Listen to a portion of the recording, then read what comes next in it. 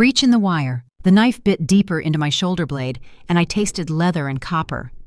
Blood and the strap Celeste had forced between my teeth 6 years ago, the same strap that bore the imprints of my molars like a fossil record of suffering. She carved slowly tonight, her breath hot against the nape of my neck, each stroke of the blessed silver blade deliberate as a surgeon's incision, the 14th sigil this month. I had stopped counting the total years ago. "Hold still," she whispered, and her voice carried that musical quality that made pack members stumble over themselves to please her. "You know what happens when you ruin my work." I knew. The last time I had flinched, 3 months ago, when the pain had been so overwhelming that my body had moved of its own accord. She had started over. 7 hours of carving, bleeding, and that hollow sucking sensation as something fundamental was pulled from the core of my being. So now I held perfectly still, my knees pressed against cold stone, my hands flat against the floor of her private chambers, and I breathed through my nose in the rhythm I had learned in another life. 4 counts in, hold for 4, 4 counts out. Combat breathing. The kind they taught medics before sending them into fire zones, where staying calm meant the difference between saving a life and losing your own. I had been a good medic once. 4 years in uniform, 3 deployments to places where the sand got in everything, and the sound of incoming mortars became as familiar as birdsong. Before I came home to the pack, before I felt the mate bond, before Celeste had offered me tea and sympathy, and I had been fool enough to accept both. "Beautiful," Celeste murmured, trailing one perfectly manicured finger down my spine, right over the fresh wound. The touch sent lightning through my nervous system, not pleasure but its violent opposite, and I shuddered despite every ounce of control I possessed. She laughed, that crystalline sound that the pack found so enchanting. "You are so much more useful like this, Kira, broken and quiet. If only you could see how much better you are now than what you were before." Before. I tried not to think about before. Before was a fairy tale I had told myself once, a dream of a fated mate and a wolf who sang in my blood. Before was the night I had felt the pull, followed it to the edge of pack territory, and found him. Thorne Blackridge, our alpha, standing in the moonlight with his eyes closed and his face tilted toward the sky. I had been about to step forward to call out to him when Celeste had appeared from the shadows like a wraith. She had looked at me then, really looked at me, and I had seen the flash of panic in her eyes before she smiled. That smile should have been my first warning. "You felt it too, didn't you?" she had said softly, the pull toward him. "That is how you know you are nothing special, little Omega. Every she-wolf in this pack feels drawn to an alpha like him. It does not mean anything." But I had known it did. My wolf had been screaming, clawing, desperate to reach him. And then Celeste had offered me tea, just a courtesy between packmates, and I had been foolish enough, desperate enough, lonely enough to accept. I woke 3 days later in the servants' quarters with no memory of what had happened, and a wolf that would not answer when I called. Celeste had been announced as Thorne's fated mate within the week. Her claiming ceremony was the most lavish celebration our pack had seen in a century. I thought I had gone mad. I thought the mate bond had been my imagination, wishful thinking from an Omega wolf with delusions of grandeur. So when Celeste summoned me to be her personal attendant, I went willingly, grateful even for the chance to serve the Luna and be close to the pack's heart. That was 6 years ago. "You are dismissed," Celeste said now, waving her hand as if I were smoke to be dispersed. "Clean yourself up before dinner service." And Kira, she caught my chin, forcing me to meet her eyes, those cold, beautiful eyes that the pack thought were so kind. "If you let the alpha see those scars, I will carve out your tongue and feed it to you. We would not want him to get the wrong idea about his beloved Luna, would we?" "No, Luna," I whispered. The words were automatic, broken. "Good girl." I stumbled back to the servants' quarters, my fresh wounds burning beneath the loose tunic I had pulled on with shaking hands. The other Omegas avoided my eyes as I passed. They knew better than to acknowledge me, to show me sympathy. Celeste's cruelty extended to anyone who dared comfort her favorite pet. That was what I was. A pet, a tool, a battery for whatever dark magic she was using to maintain her position as Luna. The dinner service that night was supposed to be routine. A visiting alpha from Blood Moon Pack with his beta and the beta's mate, the kind of diplomatic affair that happened monthly in a pack as influential as Silverpine. I moved through my duties with practiced invisibility, pouring wine, clearing plates, existing in the spaces between notice. The wound on my shoulder had started bleeding again despite the bandages, a slow seep that I could feel soaking through the fabric, but I pressed my hand against it and kept moving. Stopping meant questions. Questions meant punishment. The beta's mate was a woman named Raven's Moonshadow, and she had the kind of eyes that seemed to see through skin to the truth beneath. I had felt her gaze on me throughout the meal, tracking my movements with an intensity that made my pulse quicken. When I reached past her to refill her glass, she caught my wrist. Her touch was gentle, but her grip was iron. She turned my arm slowly, examining the thin scars that crept from beneath my sleeve, and her expression shifted from curiosity to something harder, something that looked like rage. "You are not his mate," she said clearly, her voice cutting through the polite dinner conversation like a blade through silk. The dining hall went silent. Every face turned toward Raven's, then toward Celeste, then toward me, frozen with a wine pitcher in my hands and my heart hammering so hard I thought it might crack my ribs. "I am sorry," Ravens continued, her eyes fixed on Celeste with laser precision. "I do not understand how no one else can smell it. The magic on you, it reeks of corruption and desperation. What have you done?" Celeste's perfect composure cracked for just a fraction of a second, a hairline fracture in porcelain, before she laughed. That same beautiful laugh that had convinced me to drink poison tea 6 years ago. "I am sorry," Celeste said, shaking her head with gentle confusion. "I do not understand. The mate bond is sacred. It cannot be faked." "No," Raven said slowly, her eyes narrowing. "It cannot. But it can be masked. It can be hidden. And there is something wrong here, something deeply wrong." "Enough!" Thorne's voice was quiet but absolute, his alpha command rolling through the room like thunder before a storm. The windows rattled in their frames. The silverware trembled on the table. Every wolf in the room felt it in their bones, that primal directive that could not be ignored. "You are a guest in my home," he continued, his voice dropping to barely above a whisper, which somehow made it more terrifying. "You will not insult my Luna." Ravens held his gaze for a long moment, and I saw something pass between them, a message I could not read. Then she inclined her head, acquiescing, but her eyes found mine across the room before she looked away.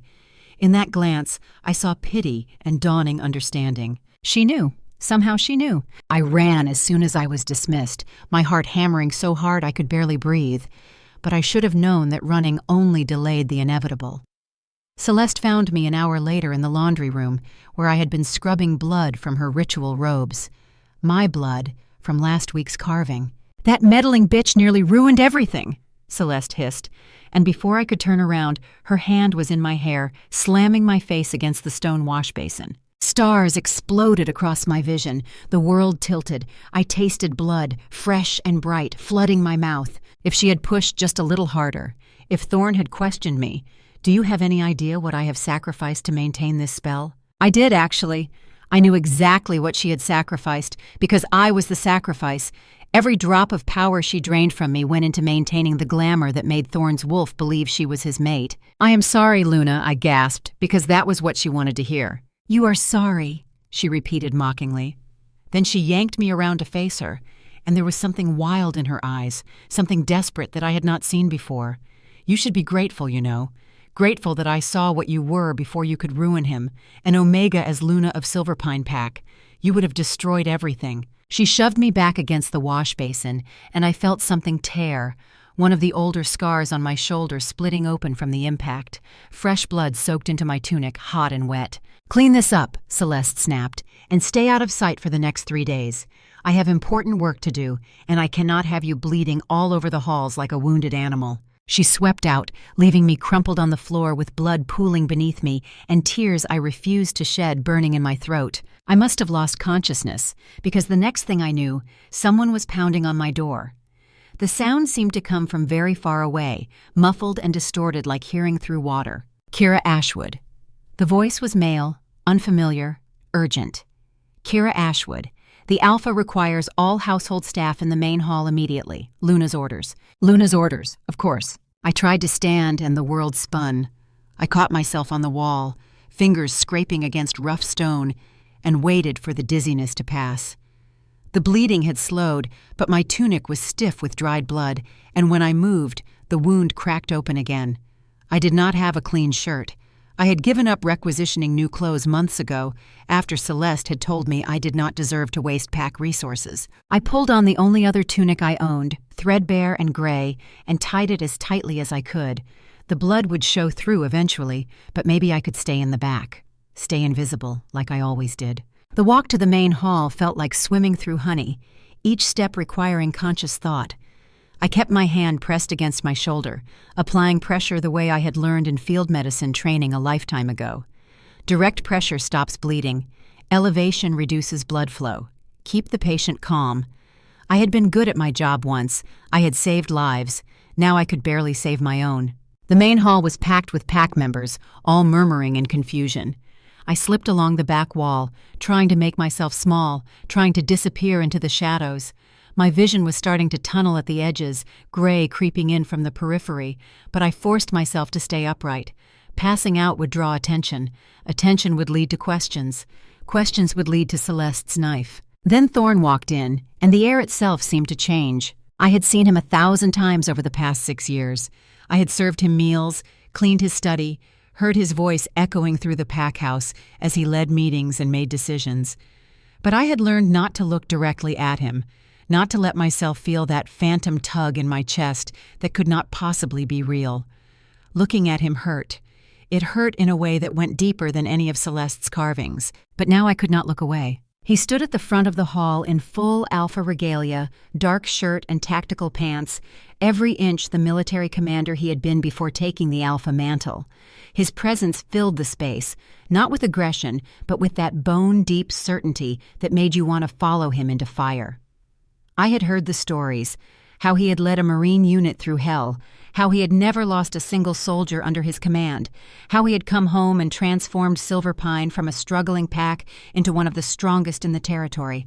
And Celeste stood beside him, her hand resting possessively on his arm, her face the picture of concerned devotion. "There has been a concern raised," Thorne said, his deep voice carrying easily through the hall.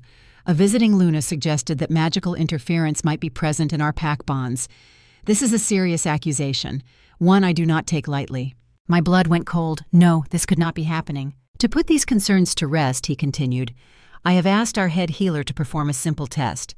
Any pack member who feels uncertain about their bonds or who has noticed anything unusual will be examined. This is voluntary, but I encourage participation.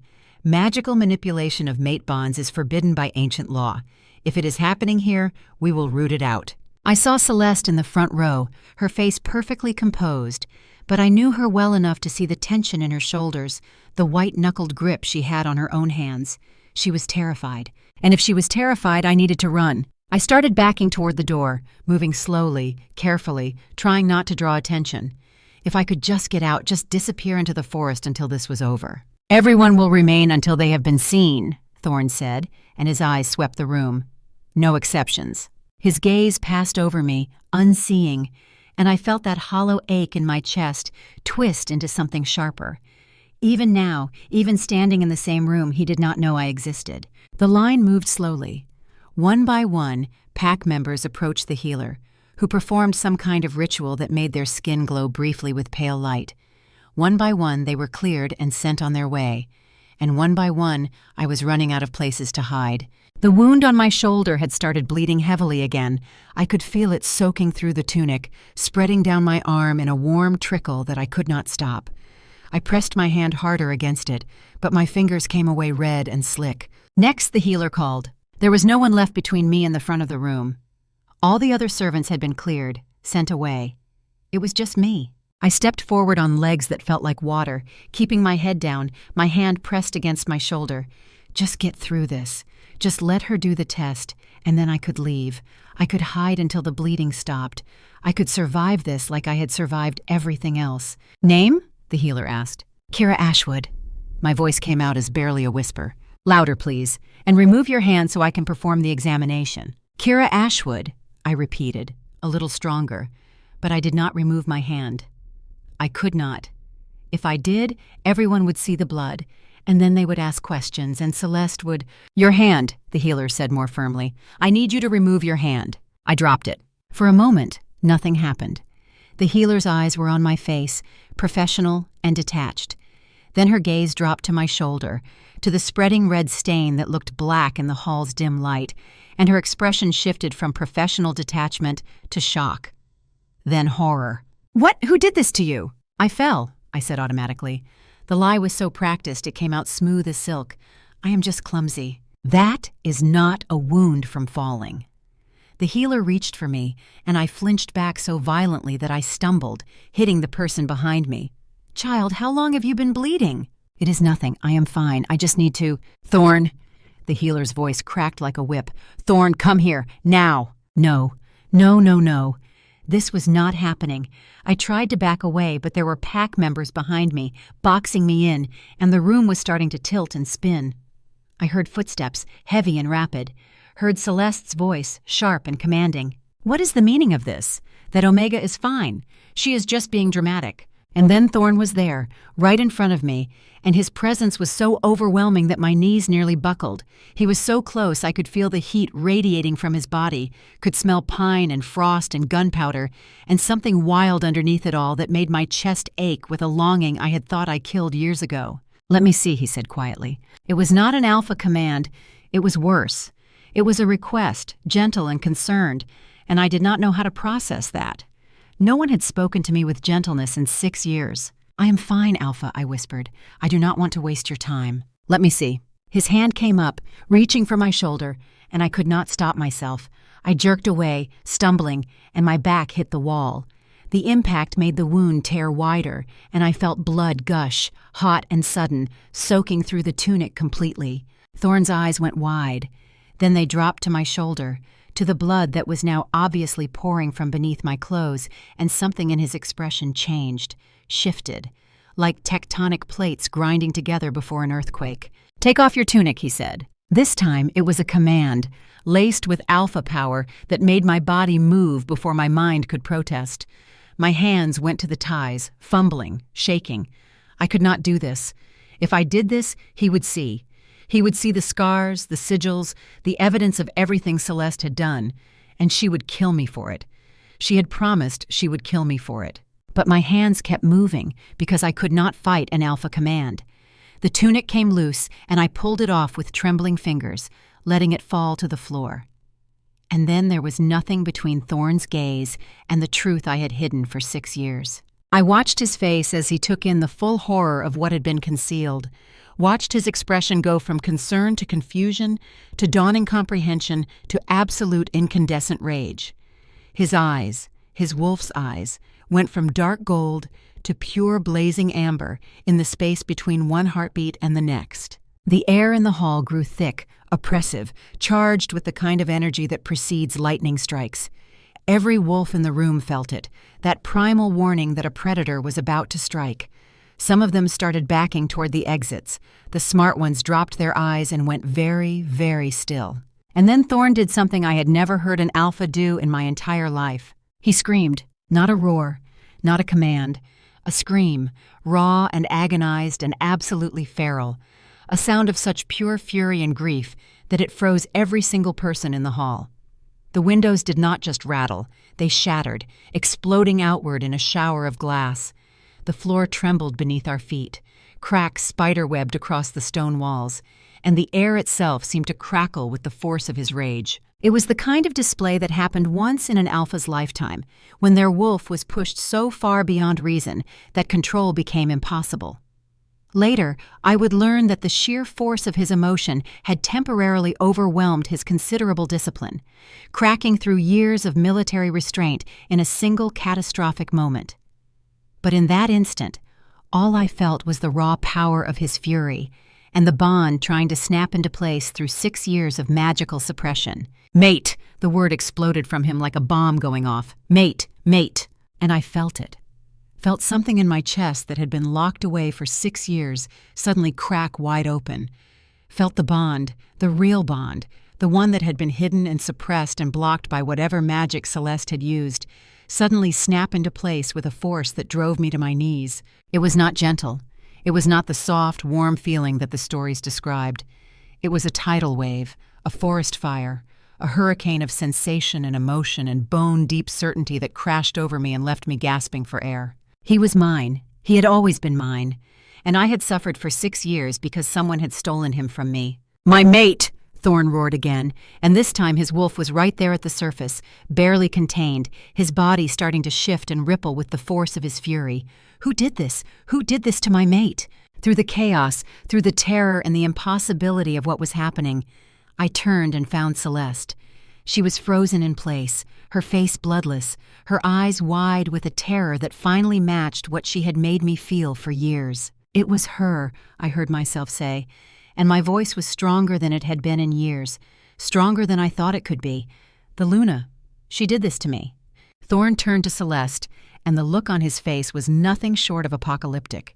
The wolf was so close to the surface now that his features were shifting, bones restructuring, and I realized with a cold shock of clarity that he was about to kill her. Right here, right now, in front of the entire pack. "Explain," he said softly, and the threat in that single word was more terrifying than any roar. "Explain why my fated mate bears scars of dark magic. Explain why I have been blind to her existence for 6 years. Explain before I tear you apart with my bare hands." Celeste's composure shattered. For just a moment, I saw the real her. Not the perfect Luna, but the desperate, insecure woman who had orchestrated all of this because she could not stand being second best. "You think I wanted this?" she screamed, and there was something broken in her voice, something almost pitiable. "You think I wanted to bind myself to a wolf who would always sense I was lesser? To know that you would look at me, and somewhere deep down, you would know I was not right?" She was crying now, mascara streaming down her face, all her beauty twisted into something ugly and raw. I took what should have been mine. I made myself strong. I became the Luna everyone needed. And she pointed at me with a shaking hand. She was just an Omega. She would have ruined you, ruined the pack. I did this for everyone. "You tortured my mate for 6 years, Thorne said, his voice dropping to barely above a whisper. "You carved spells into her flesh. You stole her wolf. You made me live a lie while my fated mate suffered alone." He took a step forward, and Celeste scrambled backward, her perfect poise completely abandoned. "You want to know what you really did?" His voice was shaking now, barely controlled. "You broke something sacred. You violated the oldest laws we have, and for what? Power? Status?" "I loved you!" Celeste shrieked. "I loved you, and you would never have looked at me if she had been there." "Then you should have let me go," Thorne said, and there was something final in his tone, something that sounded like a door closing forever. "You should have accepted that not everything in this world is meant for you. Instead, you became a monster." He turned to the pack guards who had materialized at the edges of the hall, their faces grim. "Take her to the cells. Chain her with iron. I want wards placed on that room that would hold a demon. And someone find Raven's moonshadow. I need to know every single spell she has cast, every ritual she has performed, every drop of power she has stolen." The guards moved forward, and Celeste did not resist. She looked at me one last time as they led her away, and her expression was not hatred or defiance. It was something worse. It was pity, as if she still believed she had been right, as if she still thought she had saved Thorne from the mistake of choosing me. Then his eyes came back to me, and all that rage, all that fury melted into something else, something that made my breath catch and my broken heart stutter in my chest. Concern, tenderness, guilt so profound it was almost painful to witness. "Kira," he said softly, and the sound of my name in his voice made me want to cry. "I am so sorry. I am so sorry." He reached for me, and this time I did not flinch. His hand touched my unmarked cheek with a gentleness that seemed impossible from someone who had just been ready to commit murder. "Let me help you," he whispered. "Please, let me start fixing what I should have protected you from." I nodded because I could not speak past the lump in my throat, and when he carefully, so carefully, lifted me into my arms, cradling me against his chest like I was something precious instead of broken, I felt something inside me that had been frozen for 6 years finally begin to thaw. My wolf stirred. It was not a gentle awakening. It was an explosion of rage and pain and grief so intense that I gasped, clutching at Thorne's shirt as my body tried to process the return of something I thought was dead. "Easy," he murmured, holding me closer, his hand cradling the back of my head. "Easy, little mate. You are safe now. "I have got you. I swear on my life I have got you." But my wolf did not believe him. How could she? She was a caged star burning with rage and grief, and she wanted blood. She wanted revenge. She wanted to hurt everyone who had hurt us, and she did not care that it would destroy me in the process. "I am here," I thought desperately, trying to reach her through the maelstrom of fury that was consuming my mind. "I am here and we are safe. Please, please calm down." But she was beyond reason, beyond comfort. She was 6 years of accumulated trauma given teeth and claws, and she was absolutely feral. The healer led us to the PAC medical facility, Thorne carrying me the entire way, and I felt the stares of PAC members as we passed, felt their shock, their horror, their guilt. How many of them had seen me over the years and looked away? How many had noticed something was wrong and chosen silence because it was easier? The examination revealed the full extent of the damage. 43 scars on my body, each one a separate ritual carving, each one a siphon point where Celeste had drained my power to fuel her glamour spell.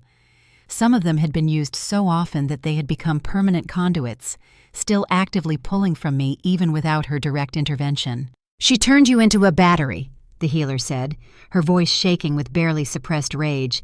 "A living, breathing power source. The fact that you survived this long it is a miracle. Most wolves would have been dead within a year." I sat on the examination table wrapped in a blanket because I could not seem to stop shaking, even though the room was warm. Thorne stood against the far wall, his arms crossed, his jaw clenched so tightly I could see the muscle twitching. He had been there for the entire examination, refusing to leave despite the healer's suggestions that I might be more comfortable without an audience. But I did not want him to leave. As terrifying as his presence was, as much as it made my heart race and my wolf thrash against her mental cage, I also felt safer with him there, protected in a way I had not felt since before Celeste had stolen my life. "Can you reverse the damage?" Thorne asked quietly. The healer exchanged a glance with Ravens, who had arrived moments earlier.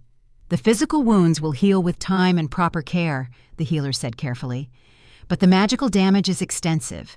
The suppression of her wolf, the siphoning of her power, the trauma embedded in the spell work. Reversing this will require an integration ritual."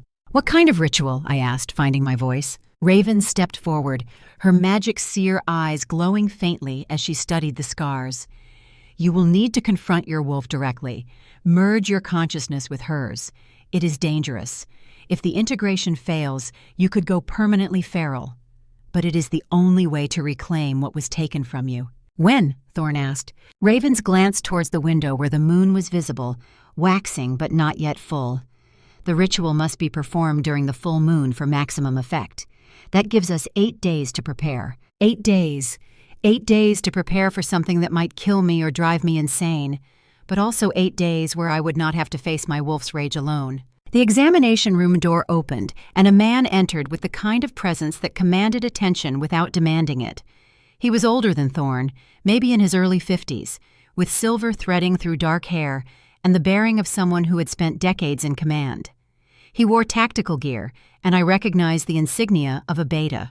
"Colonel Marcus Ironheart," Thorne said, and there was something in his voice, relief maybe, or the kind of bone-deep trust that came from years of fighting side by side. "Thank God you are here." Marcus's eyes swept the room, taking in the scene with the kind of tactical assessment I recognized from my own military training.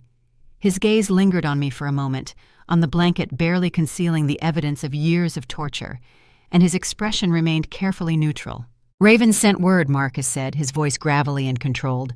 "Magical manipulation of the mate bond. I came as soon as I heard." He moved to stand beside Thorne, close enough that their shoulders almost touched, and I saw the younger alpha's posture relax slightly. Marcus was Pac Beta, but more than that, he was clearly Thorne's mentor, his anchor. "How bad?" Marcus asked quietly. 6 years, Thorne said, and his voice cracked on the words. 6 years, Marcus. She was here the whole time, suffering, and I did not know. I could not feel her. Marcus's hand came up to grip Thorne's shoulder, and the gesture was so paternal that something in my chest ached. "You were under a powerful glamour. This is not your fault." "It is exactly my fault," Thorne said. "I am Alpha. I am supposed to protect my pack, protect my mate, and I failed at the most basic level." "We will make this right," Marcus said firmly. "But first, We need to understand the scope. Ravens is examining the spell structure now. We need to know if anyone else was affected." There was something in the way he said it, something that made my newly awakened wolf pause in her rage and focus, a note in his voice that did not quite match the concern on his face. But then the moment passed, and the healer was explaining treatment options, and I lost the thread of whatever instinct had tried to surface. They talked for a long time, Marcus and Thorne and the healer and Ravens. They discussed magical theory and spell structures and healing protocols, and I sat wrapped in my blanket and tried to keep my wolf from clawing her way out of my skin. At one point, Marcus approached me directly, his movements careful and non-threatening. "Kira Ashwood," he said, and his voice was gentle. "I want you to know that what was done to you is unforgivable. We will do everything in our power to help you heal." "Thank you," I managed, though the words felt strange in my mouth. No one had spoken to me with kindness in so long that I did not know how to receive it. "May I ask," he continued, his eyes searching my face, "do you remember anything about how this began? Anything about who might have helped Celeste? This kind of magic. It is beyond what one person could accomplish alone." I tried to think back through the fog of 6 years of pain and suppression.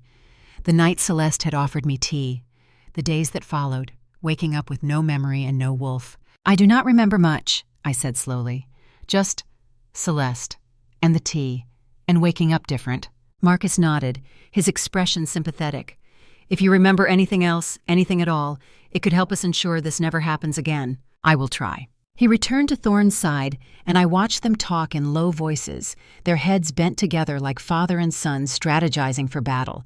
There was trust there, absolute and unquestioning, the kind of bond that came from shared combat and saved lives. My wolf stirred again, restless and uncertain. There was something she wanted me to notice, but the pain medication the healer had given me was starting to take effect, making everything fuzzy and distant. "You need rest," the healer said, touching my arm gently. "Real rest, in a safe place. Can you walk?" "I think so." Thorne was at my side immediately, offering his arm for support. "Where would you feel comfortable?" he asked. "My quarters." "No." The word came out sharper than I intended, driven by a spike of panic. His quarters, where he had lived with Celeste, where they had shared a bed and a life built on lies. I could not go there. "No," I repeated, softer this time. "I cannot. Please." Understanding dawned in his eyes, followed by a flash of pain. "Of course. I am sorry. I was not thinking." "Where then? Name it, and it is yours." "My room," I said. "In the servants' quarters. I need somewhere familiar." The healer frowned. "Kira, your room is barely large enough for a bed. It is not suitable for recovery." "It is mine," I insisted. "It is the only space in this whole pack house that has ever been mine. Please." "Whatever you need," Thorne said quietly. "But I am assigning guards to your hallway. And if you need anything at all, you send for me immediately." "I will." He did not look convinced, but he did not argue. Marcus stepped forward again, his expression thoughtful. "Perhaps," he said carefully, "it would be wise to have someone with medical training stay nearby, just in case. I can arrange for one of the pack medics to—" "No," I said, and I did not know where the certainty came from. "No one else. Just the guards outside. That is all I need." Another flash of something in Marcus's eyes, there and gone too quickly to identify. "As you wish." They helped me back to my tiny room in the servants' quarters, Thorne supporting most of my weight, his presence solid and warm against my side. When we reached my door, he hesitated. "I want to stay," he said. "I want to keep watch. But I know you need space, so I will be right outside if you need me, all night, every night, until you tell me otherwise." "Thank you," I whispered. He cupped my face with one large hand, his thumb brushing my cheekbone with devastating gentleness. "You are the strongest person I have ever met, even if you cannot see it yet." Then he was gone, the door closing softly behind him, and I was alone with my wolf and the echoes of 6 years of suffering. I collapsed onto my bedroll and let the exhaustion take me under. I dreamed of wolves and blood and screaming. I dreamed of Celeste's face as she carved another sigil into my skin. I dreamed of Thorne's eyes filled with a guilt that looked like grief. And underneath it all, I felt my wolf stirring, growing stronger, preparing for a reckoning that terrified me more than anything Celeste had ever done. I woke sometime in the deepest part of night to find Thorne sitting just inside my door, his back against the wall, his eyes open and watchful. He had promised to stay outside, but here he was, close enough to help but far enough to give me space, keeping watch like a soldier on guard duty. "You should sleep," I whispered. "So should you," he replied. "But neither of us will.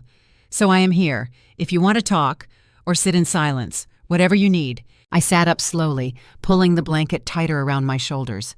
My wolf was quiet for the moment, exhausted from her earlier fury, but I could feel her there, listening, watching, waiting. "Tell me about Marcus," I said suddenly. I do not know why I asked.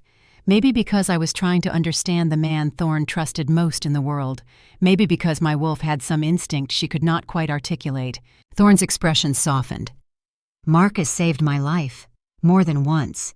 When I was 18 and stupid and fresh out of boot camp, I got myself into situations I had no business surviving. He pulled me out every time, taught me everything I know about being a soldier, about being a leader." He paused, his eyes distant with memory. "When I came back to take over the pack, he was the first one I called. Asked him to be my beta. Could not imagine doing this without him. He sounds like a good man. The best. He has been through hell and come out the other side still standing. Lost his mate 20 years ago in a pack attack. Never quite recovered from that. But he channeled all that pain into making sure no one else would suffer the same loss. Made himself into the perfect soldier, the perfect protector." Something in those words made my wolf stir, made her push against my consciousness with an urgency I did not understand. "What happened to his mate?" I asked. Thorne's jaw tightened. Raiders attacked their territory.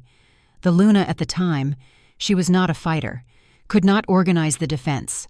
By the time Marcus fought his way back to her, it was too late. He blamed himself for years, blamed the pack leadership for not being strong enough to protect their own. And that was when my wolf showed me the memory. It came in fragments, disjointed and hazy from 6 years of suppression. But it was there. A conversation I had heard while barely conscious during one of the early rituals. Celeste's voice, and another, male, older, gravelly. "Make sure it holds. I cannot have 6 years of planning unravel because your spell work is sloppy." "It will hold, Colonel. As long as I have access to her, it will hold." My breath caught. "Colonel, not Alpha, Colonel." "Thorne," I said slowly, my voice shaking. "When did Marcus become beta? How long has he been in the pack?" 7 years, Thorne answered, confused by the sudden question. "Why?" 7 years. 1 year before Celeste offered me poisoned tea. 1 year before the mate bond was stolen. "I need to tell you something," I said, "and you are not going to want to believe me." But I told him anyway. Told him about the memory, about the voice, about the word colonel that only one person in this pack would use. And I watched Thorne's world shatter for the second time in one night. Thorne did not speak for a long time after I told him about the memory. He sat perfectly still against the wall, his eyes fixed on some point in the distance that only he could see, and I watched the emotions play across his face like storm clouds gathering on the horizon. Disbelief first, then confusion, then a dawning horror that made my chest ache. "Marcus," he said finally, and his voice was hollow. "You are saying Marcus helped her." It was not a question, but I answered anyway. I heard his voice during one of the early rituals, when I was barely conscious. He told Celeste to make sure the spell held. He called her work sloppy. That could have been anyone. He called himself Colonel. Who else in this pack uses that title? Thorne's jaw clenched, and I saw his hands curl into fists against his thighs. "Marcus trained me. He saved my life more times than I can count. He is the only person I trust completely." "I know," I said softly. "And that is exactly why he would be the perfect person to hide behind." The words hung in the air between us, heavy with implications neither of us wanted to face. If Marcus had helped Celeste, if he had been part of this from the beginning, then everything Thorne thought he knew about his mentor, his beta, his father figure, was a lie. And I knew what that kind of betrayal felt like. I had been living in it for 6 years. "We need proof," Thorne said finally. "We cannot accuse my beta of treason based on a half-remembered conversation from 6 years ago. It would tear the pack apart. Then we find proof." "How?" I thought about it, my mind working through possibilities the way I used to work through tactical problems during field operations. Marcus was careful. He had been planning this for 7 years, maybe longer. He would not leave obvious evidence lying around. But everyone made mistakes. Everyone had vulnerabilities. Celeste, I said. She is scared and isolated. If we can make her believe that confessing will save her somehow, she might give him up. She would rather die than betray him, Thorne said. I saw how she looked at him during the examination, like he was her lifeline. Then we do not ask her directly. We make her think we already know. We bluff. Thorne looked at me with something like surprise. That is actually brilliant. Where did you learn to think like that? Field medicine in Kandahar. We had to think tactically every day. How to get to wounded soldiers through hostile territory. How to stabilize patients with limited resources. How to read people quickly and figure out who was lying about their injuries. I never knew that about you. The pack records list me as Omega Servant. They do not mention the 4 years I spent saving lives in a war zone. Thorne's expression shifted, and I saw respect there. Real respect, not the kind that came from mate bond obligation, but from genuine recognition of competence. Tomorrow, he said, we talk to Celeste. Together. But tonight, you need to rest.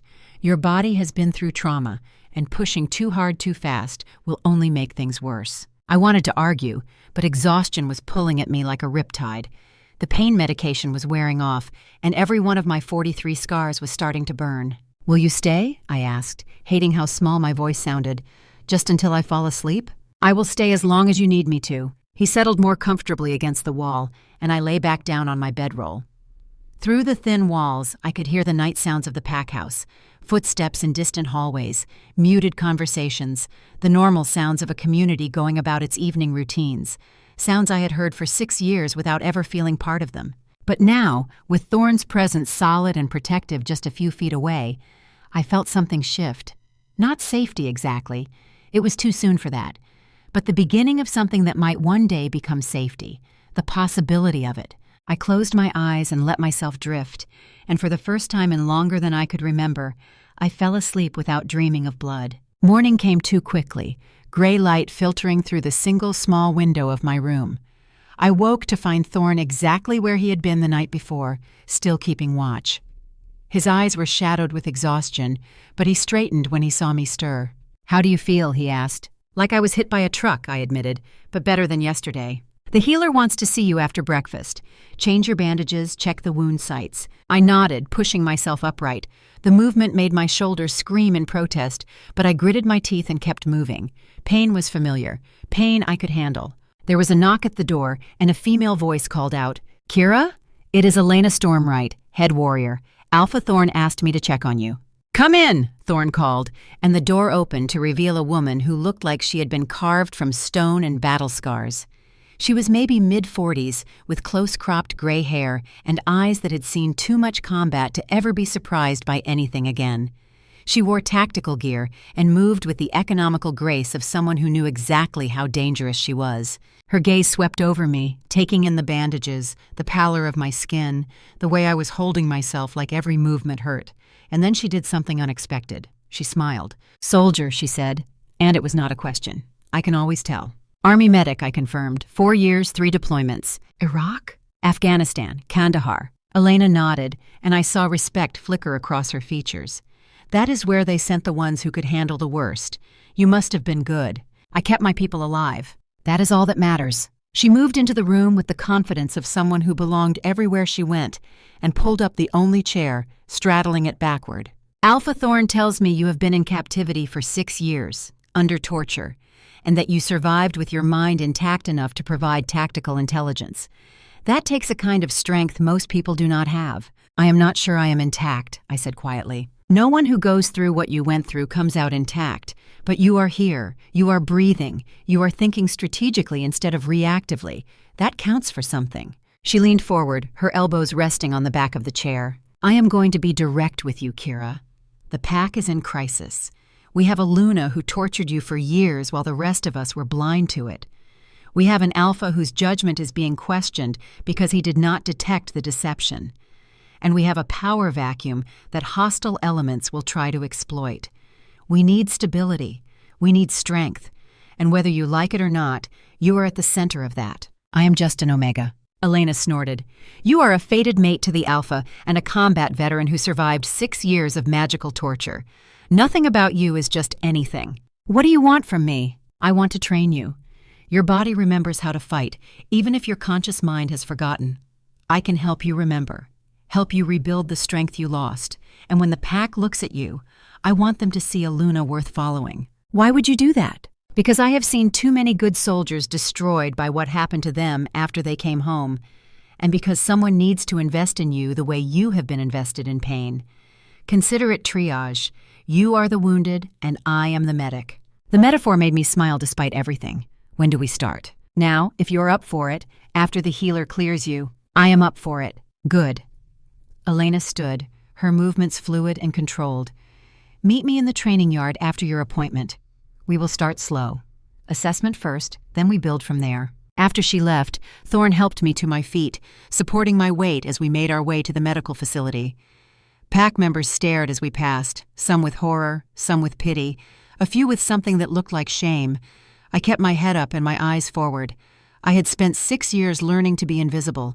I did not know how to be seen yet, but I was going to learn. The healer changed my bandages with efficient gentleness, cleaning the wounds and applying fresh salve that smelled of herbs and something magical that made my skin tingle. Ravens was there too, her magic seer eyes glowing faintly as she examined the spell residue on my scars. "This is sophisticated work," she murmured, tracing one of the sigils with her fingertip. "Whoever designed this understood not just magic, but military tactics. See how the siphon points are placed? They correspond to energy meridians, yes, but also to what soldiers call kill zones. Maximum efficiency for minimum effort." "Could one person have designed this?" Thorne asked, his voice carefully neutral. Ravens looked up, her expression thoughtful. "Theoretically, yes, but it would require extensive knowledge of both magical theory and combat medicine, and the initial casting would have needed a blood sacrifice from someone in a position of power. Beta blood at minimum to anchor it to the pack hierarchy." "Beta blood," Thorne repeated, like what Marcus would have access to. Ravens did not miss the implication. "You think your beta was involved?" "I think we need to investigate every possibility." "I can examine his quarters," Ravens offered. "With your permission as Alpha. Look for magical residue, spell components, anything that might indicate involvement." "Do it, but quietly.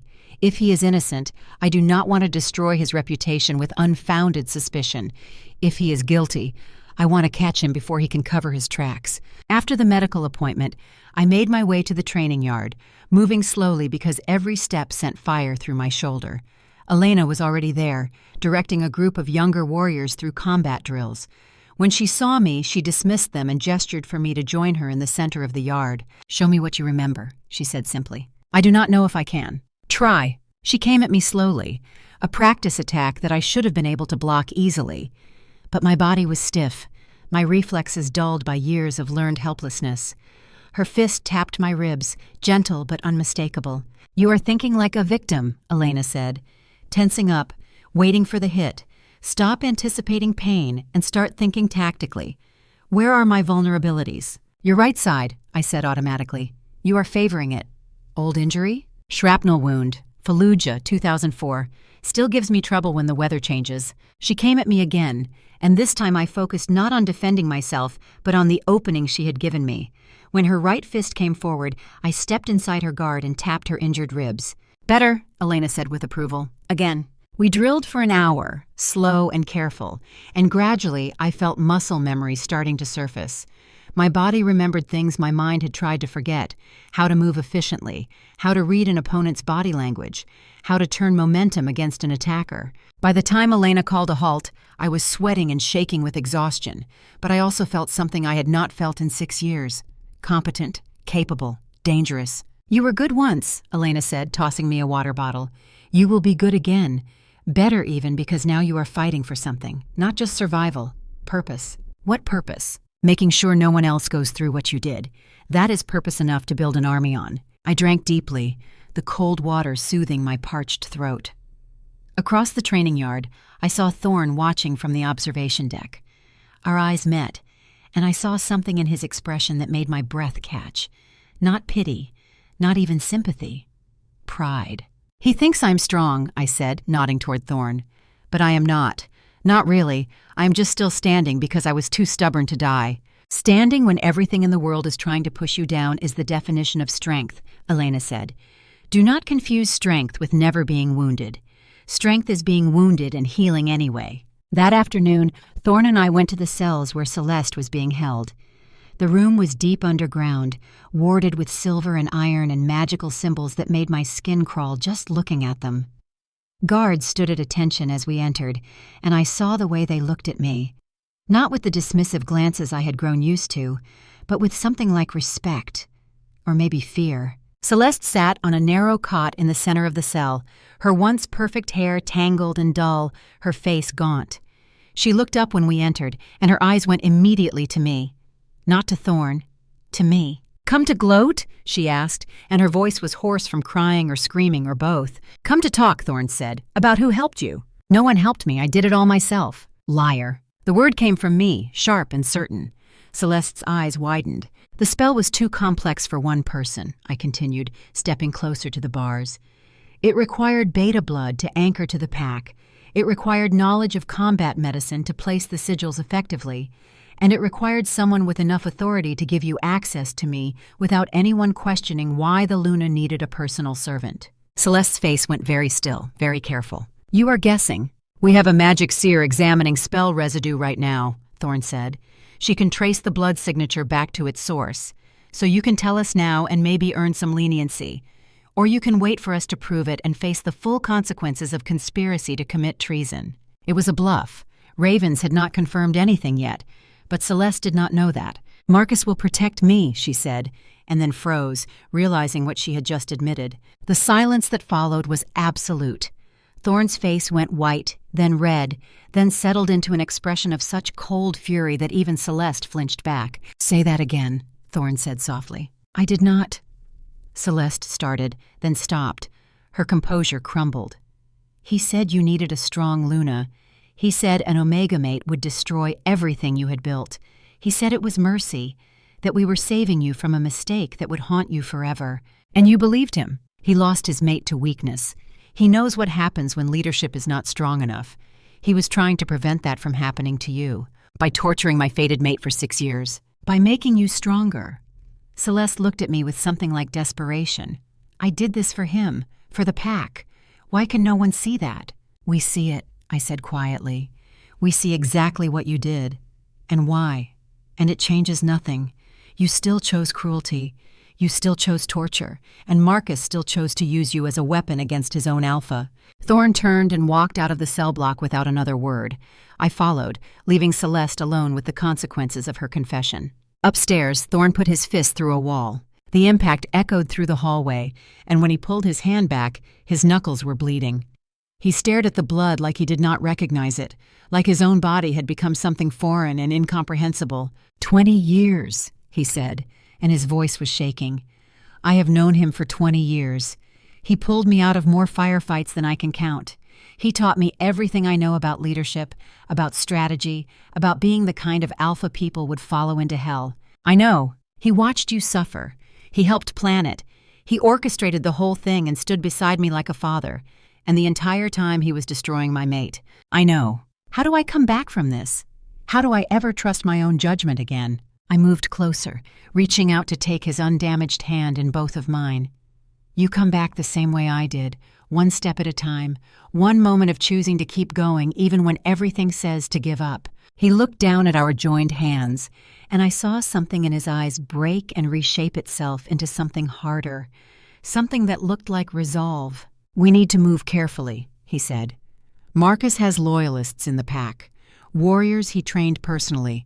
If we try to arrest him without evidence, without support from the council, we could spark a civil war. Then we gather evidence, we build the case, and we make sure that when we move, it is decisive." "How?" I thought about it, my mind working through tactical scenarios.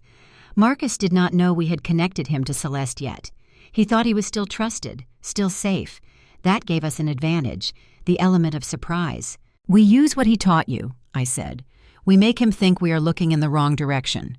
And while he is focused on defending against the obvious threat, we come at him from the angle he does not expect." "What angle is that?" "His past. The mate he lost. If everything Celeste said is true, if his motivation really is preventing another weak Luna, then there must be records, evidence of what happened 20 years ago. Maybe someone who remembers things differently than the official story. Thorne's eyes sharpened. You think he lied about how his mate died? I think a man who would torture an innocent woman for 6 years to achieve his goals might not be entirely honest about his motivations. And I think the truth is in his past, not his present. Ravens can help with that, Thorne said slowly. She has contacts in other packs, access to historical records. If there is another version of the story, she can find it. Then that is where we start. We found Ravens in the library, surrounded by ancient texts and glowing with the kind of focused intensity that came from deep magical work. She looked up when we entered, her expression grave. I found something, she said without preamble. In Celeste's quarters, hidden behind a false panel in the wall. She held up a journal, leather-bound and worn. The handwriting inside was masculine, precise, military in its formatting. Marcus kept records, Ravens continued. Detailed records of the spell development, the sourcing of components, the ritual preparations, everything. She opened the journal to a marked page and began to read aloud. Year 1, planning phase. Subject identified. Omega female, military background, fated mate bond to alpha candidate. Optimal target for suppression and redirection. Initial approach through trusted pack member successful. Subject trusts easily. Weakness noted. Thorne's jaw clenched, but he said nothing. Year 2, implementation. Suppression potion administered successfully. Glamour anchored with beta blood sacrifice as theorized. Subject's wolf dormant. Alpha candidate showing appropriate attachment to selected mate. Bond redirection holding. Some resistance noted in Alpha's subconscious, but manageable with regular reinforcement rituals. Ravens flipped through more pages. Year 4, complications. Subject proving more resilient than anticipated. Physical torture necessary to maintain adequate power drain for glamour stability. Subject's survival instinct stronger than predicted. Adjusting protocols. She closed the journal, her face pale. It goes on like this for 6 years. Clinical observations, adjustments to the torture schedule. Notes on your suffering described like you were a lab experiment. Give it to me, Thorne said, his voice hollow. Ravens handed over the journal, and I watched Thorne flip through pages, his eyes scanning words written by the man he had trusted more than anyone, the man who had helped raise him, the man who had systematically destroyed his mate while pretending to be his greatest ally. There is more, Raven said quietly. I found correspondence, letters between Marcus and contacts in 4 other packs. He has been placing selected mates with alpha candidates for years, building a network of packs under his influence. 4 other packs, Thorne repeated. 4 other women like Kira. That we know of. There could be more. We need to free them, I said. All of them. First we deal with Marcus, Thorne said. Then we dismantle his entire operation. He will not go quietly, Ravens warned. He has been planning this for decades. He will have contingencies, escape routes, supporters who believe in his vision of engineered strength. Then we do not give him time to use them, Thorne said. We move tonight. Too soon, I protested. We need a plan. We need support from the council. We need to end this before he realizes we are coming for him, Thorne interrupted. Every hour we wait is another hour he has to prepare. Another hour those other women spend in suffering. We move tonight. Then we do it smart, I said firmly. Not just fast. We use what Elena taught me today. We identify his vulnerabilities and we exploit them. What vulnerabilities does a man like Marcus have? His pride, I said. His absolute certainty that he is right. He does not think of us as threats. He thinks we are too damaged, too distracted, too weak to see him clearly. So we let him keep thinking that. We make him believe he has already won. Thorne looked at me with something like awe. You have a plan, the beginning of one. But I need your pack's warriors, the ones who are not loyal to Marcus. And I need Elena. And I need you to trust that I know what I am doing. I trust you, Thorne said without hesitation. What do you need? I need bait. Someone Marcus will believe needs his help. Someone he thinks he can manipulate one more time. You want to use yourself, Thorne said, realization dawning. I want to give him exactly what he expects. A broken Omega who cannot possibly be a threat. And while he is focused on me, your warriors surround him. It is too dangerous. It is tactical. And it will work. Elena thought it was brilliant when we brought her into the planning. She assembled a team of 12 warriors, all of them veterans who had served under her command in various conflicts, none of them particularly loyal to Marcus. We laid out the operation like a military extraction. Entry points, fallback positions, communication protocols. But there was one complication. Marcus had his own loyalists, 12 warriors from his old guard, men he had trained personally over the years, who believed in his vision of engineered strength over fated bonds. Elena addressed this directly. We will need to neutralize Marcus's old guard before we move on him. If even one of them gets word that we are coming, they could organize a defense, or worse, help him escape. Can you identify them? Thorne asked. Already done. Elena produced a list of names. These are the warriors who served directly under Marcus before you took over as Alpha. They are loyal to him first, pack second. We isolate them before the operation begins. How? We send them on patrol, separately, different sectors. By the time they realize what is happening, Marcus will already be in custody. What if they resist? I asked. Then we detain them, Elena said simply. Charges of conspiracy can be filed later once we have Marcus's full confession, but we get them out of play first. That is non-negotiable. The plan came together with military precision. Elena's team would move on Marcus's old guard at dusk, using routine patrol assignments as cover. Once they were secured, we would move on Marcus himself. I will approach Marcus in his office, I explained, pointing to the marked map of the pack house. Tell him I want his advice on how to handle being Thorne's mate. Play up the uncertainty, the fear, make him think he still has influence. And while you have him talking, Elena said, my team moves into position. We seal the exits, cut off communication, and wait for your signal. What is the signal? One of the warriors asked. I drop a glass, I said. Simple, unmistakable. And it gives me an excuse to bend down, get out of the line of fire. And if he attacks you before we can get there? Thorne asked, his voice tight with suppressed concern. Then I defend myself. I was a combat medic. I know how to handle myself in hostile situations. You were a combat medic 6 years ago, before the torture, before the trauma. Which is exactly why he will not expect me to be dangerous, I said. He thinks I am broken. Let him keep thinking that until it is too late. I do not like this, Thorne said. You do not have to like it. You just have to trust me. He stared at me for a long moment, and I saw the war happening behind his eyes. The alpha instinct to protect his mate battling against the tactical mind that recognized a good plan when he saw one. Finally, he nodded. If he hurts you, he will not have time, Elena said firmly. My team is the best in the territory. We will have him neutralized in under 30 seconds. 20 seconds, one of the warriors corrected. I ran the simulations. With optimal positioning, 20 seconds from signal to target secured. Elena grinned. Show off. At dusk, Elena's team moved out to intercept Marcus's old guard. The operation went smoothly. 12 warriors, isolated and detained before any of them realized what was happening. By the time the sun had fully set, Marcus's support network had been dismantled without a single alarm being raised. Now came the hard part. We moved into position as evening fell, each piece sliding into place with the precision of a military operation. Elena's warriors disappeared into the shadows around Marcus's office. Raven set up magical wards to prevent teleportation or communication spells. Thorne positioned himself where he could see the office window, close enough to intervene, but far enough to maintain the illusion that I was alone. And I walked up to Marcus's office door and knocked. Come in, his gravelly voice called. I entered to find him sitting behind his desk, reviewing reports in the lamplight. He looked up when I came in, and his expression shifted into something that might have been concern if I had not known better. Kira, he said, standing, I did not expect to see you up and about so soon. You should be resting. I could not sleep, I said, infusing my voice with uncertainty. Too much has happened. Too much has changed. I do not know how to be what everyone expects me to be. Marcus came around the desk, his movements careful and controlled. That is understandable. You have been through significant trauma, and now you are expected to step into the role of Luna with no preparation, no training.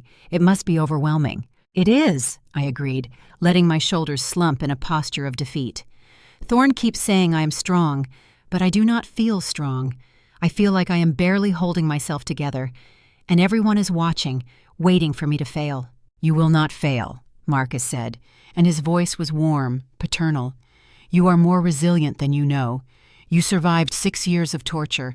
That takes a strength most people cannot comprehend. But what if I cannot do it? What if I am not meant to be Luna? What if Celeste was right and I would have destroyed everything? Celeste was not right, Marcus said firmly. She was cruel and misguided. But, he paused, choosing his words carefully, She was not entirely wrong about the challenges in Omega Luna faces. The pack needs strength. It needs a Luna who can lead warriors into battle if necessary, who can make hard decisions. And that is not typically an Omega's strength. So what do? You learn, Marcus said. You train. You let people like Elena teach you what you need to know. And you remember that mate bonds are not the only path to power. Sometimes the strongest partnerships are the ones we choose, not the ones fate gives us. There it was, the core of his philosophy. Chosen over fated, engineered over natural. Do you really believe that? I asked, taking a step closer. That chosen bonds are better than fated ones? I believe that fate does not always know what is best for us, Marcus said. I believe that sometimes we have to take control of our own destinies. Make the hard choices that others are too weak to make, like you did with Celeste. The temperature in their room dropped 10 degrees. Marcus's expression went very still, very careful. What do you mean? I know, I said simply. About the journal, about the planning, about the 4 other packs. I know everything. For a moment, Marcus said nothing. Then he smiled, and it was the saddest thing I had ever seen. Of course you do. I trained Thorne too well. He taught you to think tactically, to investigate. I should have accounted for that. Why did you do it? Because I loved him, Marcus said, and there was genuine emotion in his voice. Thorne was like a son to me. I pulled him out of hell more times than I can count. And I watched him grow into the kind of leader who could change everything, who could build something strong enough to last generations, but only with the right partner. And you decided I was not the right partner. You were an Omega. Kind, yes. Brave, certainly, but not strong enough to stand beside an alpha like Thorne, not capable of making the hard decisions that leadership requires. I saw what happens when Lunas are too soft, when they hesitate, when they cannot do what needs to be done. Your mate, I said, the one who died 20 years ago. Sarah was everything to me, Marcus said, and his voice cracked. And she died because she was not strong enough, because she could not organize a defense, could not make the tactical decisions that would have saved her own life. And I have spent 20 years making sure no Alpha Y cared about would suffer the same loss. So you created a network, placed strong women with alpha candidates, suppressed the ones fate chose. I built a better system, Marcus said, one based on capability instead of cosmic chance. You built a system of torture and control. I built a system that works. 4 packs under my influence. 4 alphas with strong, capable Lunas who can actually lead. And all of them thriving. Until now. Until now, Marcus agreed. You were not supposed to survive, you know. The spell should have killed you within a year. But you kept breathing, kept existing. A constant reminder that my perfect plan had a flaw. The flaw being that I was stronger than you thought. The flaw being that I underestimated the power of a mate bond. Even suppressed, even buried under 6 years of torture, it would not break. And neither would you. He moved suddenly, faster than I expected, and his hand closed around a glass paperweight on his desk. I saw the intent in his eyes a split second before he moved, and I dropped to the floor, the glass shattering against the wall behind where my head had been. The signal. Windows exploded inward as Elena's team came through in perfect synchronization. Marcus lunged for me, but before he could connect, Elena was there, her combat knife pressed against his throat. Move and I open your carotid, Elena said conversationally. You have got 20 seconds to surrender before I stop caring about taking you alive. Other warriors flooded the room, securing exits, checking for weapons. Thorne appeared in the doorway, his face a mask of controlled fury. Marcus looked at him, and something in his expression crumbled. I did it for you, he said. Everything was for you. You tortured my mate, Thorne said quietly. You spent 6 years causing her suffering, and you did it while pretending to be my mentor, my friend, my father. I was trying to protect you. From what? From love? From fate? From the one person in this world who was meant to be mine? From weakness, Marcus shouted, and for the first time, I heard real emotion in his voice. From the kind of love that makes you soft, that makes you hesitate, that gets people killed. Love did not make you weak, Thorne said. Loss did. And instead of healing from it, you decided to make sure everyone else would suffer what you suffered. That is not strength, Marcus. That is cowardice. Marcus sagged in Elena's grip, all the fight going out of him. I lost her, he whispered. I lost Sarah and nothing was ever right again. Then you should have grieved, I said, standing up from where I had dropped. You should have healed. You should have found a way to live with the loss instead of trying to control everyone around you so they would never experience what you did. You did not save anyone, Colonel. You just created more victims. Guards came forward with silver chains, and Marcus did not resist as they bound his wrists. As they led him away, he looked back at Thorne one last time. "I am sorry," he said. "For what it is worth, I truly believed I was doing the right thing." "That is what makes it unforgivable," Thorne replied. "You believed, and you never questioned. And dozens of people suffered because you were so certain you knew better than fate itself." After Marcus was secured in the cells, after the initial reports were filed and the council was notified, Thorne and I found ourselves alone on the observation deck overlooking the training yard. The moon was rising, huge and silver, casting everything in pale light. 7 more days until it reached fullness. 7 more days until the integration ritual. "Tomorrow we start planning the liberation of the other packs," Thorne said. "We will need diplomatic teams, magical specialists, warriors. This is going to be complex. I know. You handled yourself well tonight. The plan, the execution, the way you kept your head when Marcus attacked. You are a natural leader, Kira." "I was a medic," I said. "I kept people alive in impossible situations. This is just a different kind of triage." Thorne turned to face me fully, and in the moonlight, his eyes glowed with wolf fire. "I need you to know something. Before we go any further, before we take the next steps in this bond, I need you to know that I see you, not just as my fated mate, but as the warrior you are, the survivor, the leader. I see all of it, and I am in awe." Something in my chest, something that had been frozen for 6 years, cracked wide open. "Thank you," I whispered. "I want to court you properly," he continued, "not because the bond demands it, but because you deserve it. You deserve someone who chooses you every day, not just because fate said so, but because you are worth choosing." "I would like that." "Good." He smiled, and it transformed his entire face. "Because I am terrible at poetry, but I'm going to write you some anyway." I laughed, the sound surprising me with its genuine joy. "I look forward to it." We stood there as the moon rose higher, 2 people who had been broken by betrayal and torture and loss, beginning the long, difficult process of healing. There was still so much to do. Marcus to try, other victims to free, a pack to lead. But for this moment, we were just 2 souls who had found each other against impossible odds, and that was enough. My wolf rose to the surface, and for the first time in 6 years, she spoke clearly. "Mate," she said with satisfaction, "ours." "Ours," I agreed, "and no one will ever take him from us again." 7 days passed in a blur of preparation and training. The full moon grew closer each night, huge and silver and beautiful, a constant reminder of what waited for me. The integration ritual that would either restore my wolf completely or destroy me trying.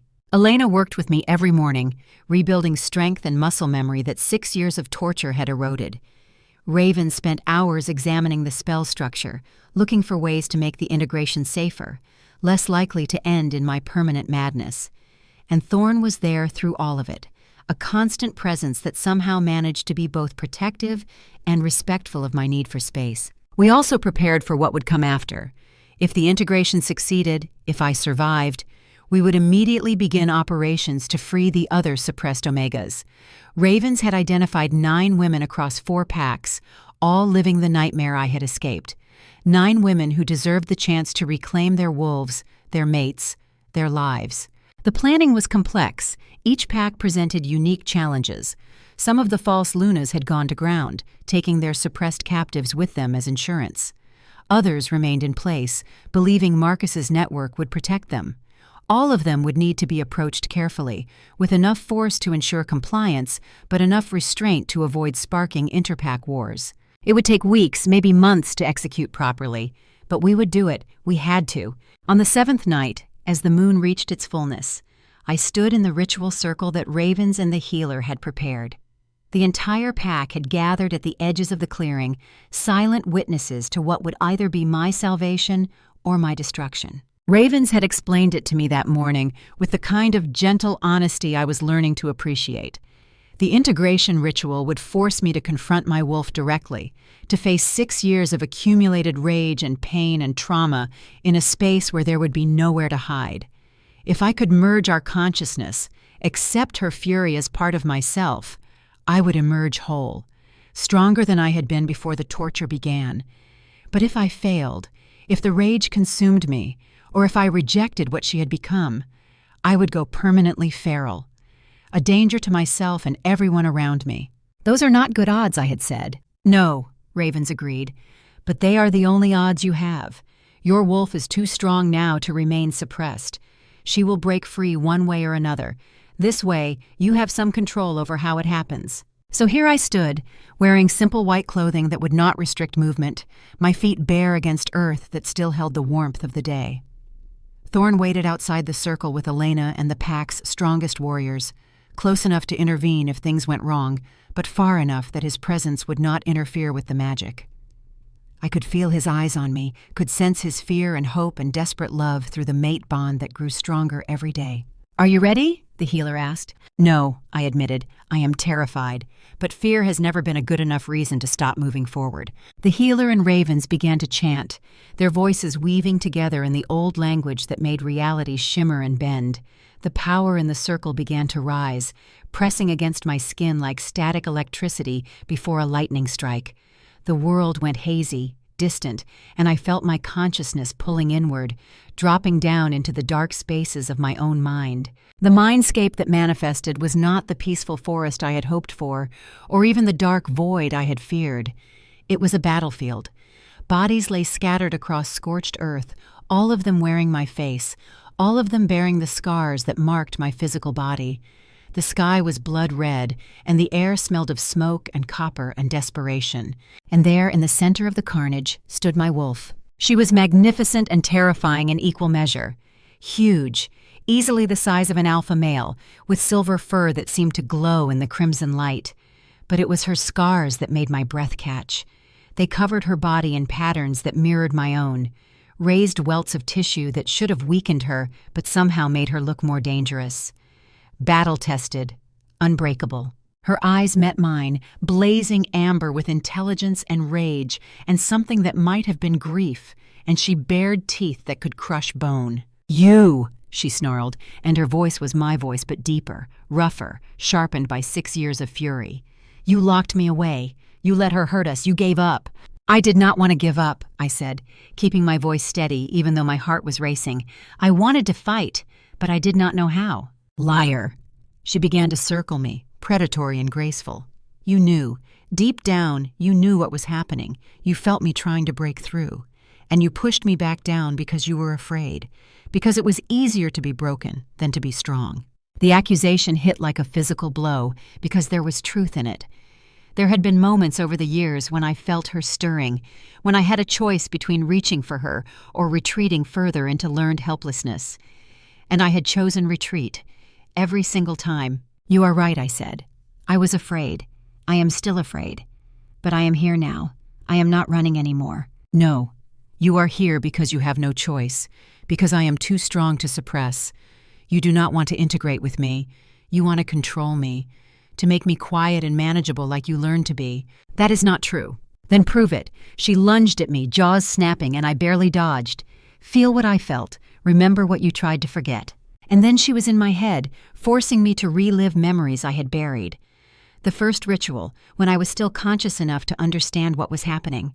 The feeling of the blade cutting into my flesh, the silver burning through magical pathways, and underneath it all, my wolf screaming in impotent rage as she felt our power being drained away. The second ritual, the third, the 10th, each one a violation that went deeper than physical pain. And through it all, my wolf had been there, trapped and helpless, forced to witness our suffering without being able to protect us. She showed me the moments when she had tried to break through the suppression, the nights when she had thrown herself against the magical barriers that held her, howling until her throat was raw, the times she had almost reached the surface, almost given me back my strength, only to feel Celeste's magic slam down harder in response. And she showed me my own fear in those moments, the way I had felt her rising and panicked, pushing her back down because I was too terrified of what Celeste would do if she noticed. "I am sorry," I sobbed, falling to my knees on the blood-stained ground. "I am so sorry. I should have been stronger. I should have found a way to reach you." Sorry is not enough. My wolf stood over me, massive and intimidating. Sorry does not give me back 6 years. Sorry does not undo what was done to us. No. But it is all I have to offer. That and a promise. What promise could you possibly make that I would believe? I will never push you away again. I will never choose safety over strength. I will never let anyone make us feel small or broken or less than what we are. And I will fight. Every single day, I will fight to make sure no one else suffers what we suffered. My wolf was silent for a long moment, her eyes boring into mine with an intensity that made me feel transparent, exposed. You were weak, she said finally. But you survived. You kept us alive when I could not. You endured what I could not have endured. And now you are here, offering to carry my rage alongside your pain. That takes a kind of strength I did not think you had. I am learning, I said. Elena is teaching me. Thorne is showing me. And you will show me the rest.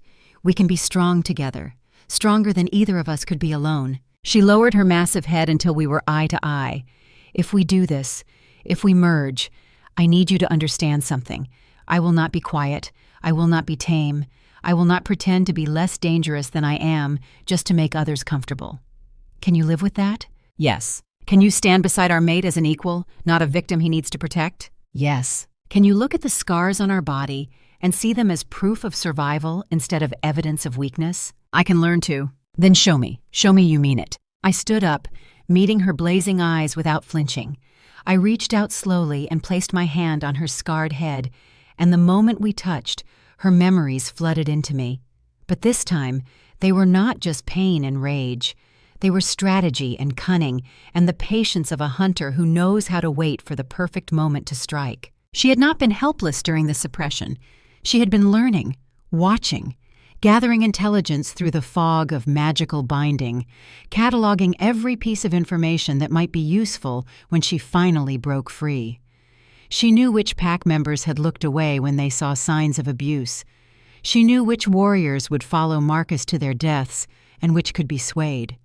She knew the layout of every pack building, every exit route, every place where defenses were weak. She had been planning our escape for 6 years, waiting for the moment when I would be strong enough to execute it. And now that moment had come. You are brilliant, I whispered. All this time I thought you were just angry, but you were gathering weapons, building an arsenal, preparing for war. I am a wolf, she said with satisfaction. We are patient, we are tactical, and we never forget those who hurt our pack. Then teach me, I said. Teach me how to think like you, how to fight like you, how to lead like you. We are already one, she said. You just have to stop being afraid of what that means. And then she was pushing into me, not with force but with invitation, and I opened myself completely. Let her rage and pain and cunning and love pour into me. Accepted it all as mine, as ours. Let the walls between us dissolve until there was no separation between human and wolf, just one consciousness in two forms. The power that surged through me was overwhelming. I felt my body begin to shift, bones restructuring, fur sprouting. But I was not losing myself to the wolf. I was becoming her, becoming us. Human mind and wolf instinct merging into something that was greater than the sum of its parts. When I opened my eyes, all 4 of them, physical and mental, I was standing in the ritual circle in my wolf form. But I was not the small, unremarkable Omega wolf I had been before the suppression.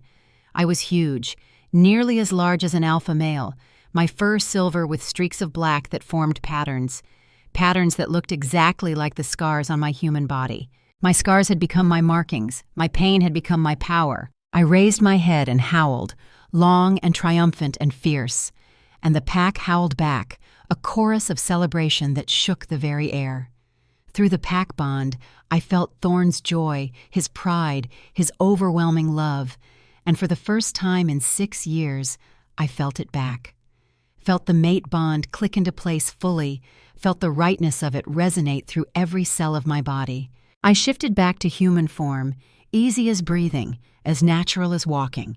The transition that had always been difficult before the suppression now felt effortless, and when my feet touched earth again, I was not the same woman who had entered the circle. I was stronger, faster, more aware. My senses were sharper, my mind clearer. I could feel the pack bonds connecting me to every member of Silverpine, could sense their emotions and their positions and their loyalties. Thorne was at my side before I had taken 2 steps, pulling me into his arms with a desperation that made my heart ache. "I felt it," he whispered into my hair. "When you merged, I felt the bond complete. Kira, you are magnificent." "We are magnificent," I corrected, pulling back to look up at him. "You and me, together, that is where the real power comes from." He kissed me then, not gentle but claiming, and I kissed him back with equal intensity. This was not the tentative connection of 2 people learning each other. This was recognition, completion, the absolute certainty that we were meant to stand together against whatever came next. Over the following weeks, we executed the operations we had planned. Each liberation was different. Each one presented unique challenges. But we adapted and learned and became better at reading situations and moving faster than our enemies could react. The first operation launched 3 days after my integration. Target: Riverside Pack, where an Omega named Claire had been suppressed for 8 years. We moved at dawn, Elena leading the strike team with me at her side. My new body was a revelation, faster and stronger than I remembered, with senses so sharp I could track emotional states from 100 yards away. We found Claire in the basement, chained with Silver. When I told her we were there to help, she wept. The false Luna was detained, the Alpha confronted with evidence of his complicity, 1 woman freed, 8 more to go. The second operation was more complex. An Omega named Sarah held for 12 years, her false Luna having fortified her position with magical defenses. Ravens disabled the wards while Elena's team breached the compound. I negotiated directly with the false Luna, using my own story to show her that resistance was futile. She surrendered without violence. The third and fourth operations went smoothly. Monica and Jade both freed within days of each other, but the fifth operation nearly cost us everything. Rachel's false Luna had prepared for our arrival. She had rigged the building with magical traps, and when we breached, half the structure came down. 3 of Elena's warriors were injured badly. I used every bit of field medicine training I possessed to stabilize them while Ravens teleported us to safety. We lost the target that day, but we learned. We adapted. Over the course of 6 weeks, we freed all 9 women. Some operations were diplomatic, some required infiltration. One required a full assault on a fortified compound where the Alpha would rather kill his hostage than surrender her. We went in with 50 warriors, overwhelming force that left no room for negotiation. Each woman we freed joined our cause. Claire became a counselor for survivors. Sarah trained as a warrior. Monica apprenticed with Ravens in magical theory. They found their own paths to healing, their own ways of transforming pain into purpose. And through it all, Thorne courted me. Not with grand gestures, but with quiet moments of respect and partnership. He brought me tactical maps instead of flowers, showing me he valued my strategic mind. He wrote terrible poetry that made me laugh until I cried. He stood beside me as an equal in every decision, never trying to protect me from my own strength. 1 month after the last liberation, Marcus's trial was held. The evidence against him was overwhelming, and the council's verdict was unanimous. Guilty on all charges. The sentence, execution. But when the time came for me to speak, I stood before the assembly and made a choice that surprised everyone, including myself. "Marcus Ironheart," I said clearly, "you took 6 years of my life. You tortured me. You stole my bond with my mate. You turned me into a battery to fuel your vision of strength. And in doing so, you became the very thing you claimed to oppose. Weak, cruel, driven by fear instead of wisdom." I paused, letting the words settle. "You deserve to die. Every person in this room knows that. But I am not going to ask for your death. I am going to ask for something harder.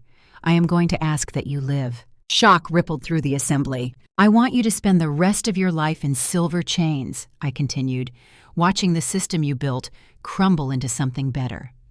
I want you to see every Omega you tried to suppress standing strong and free.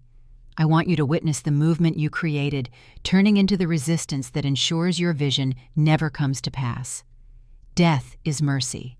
Life is justice. And I choose justice." The council agreed. Marcus was sentenced to life imprisonment, forced to witness the dismantling of everything he had built. As guards led him away, I felt no triumph, only the quiet certainty that I had made the right choice. After the trial, I established the Omega Protection Initiative.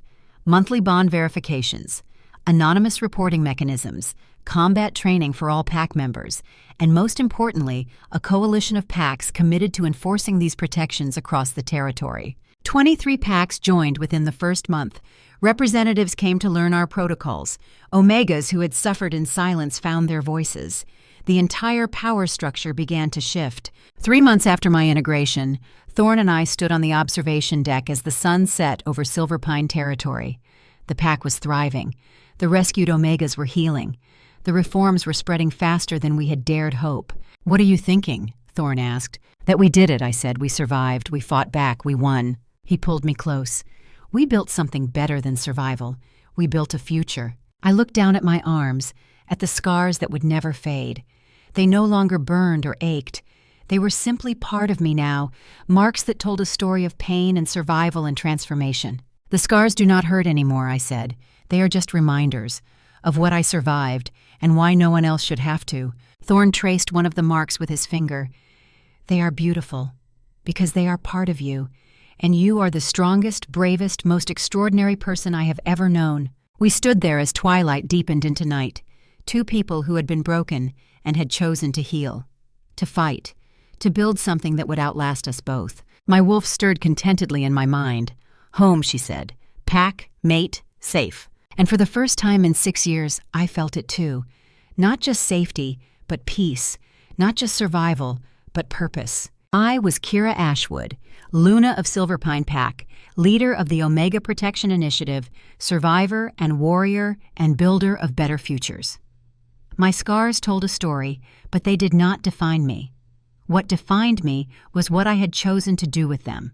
And together with my mate, my pack, and the movement we had started, we would make sure that story had a good ending.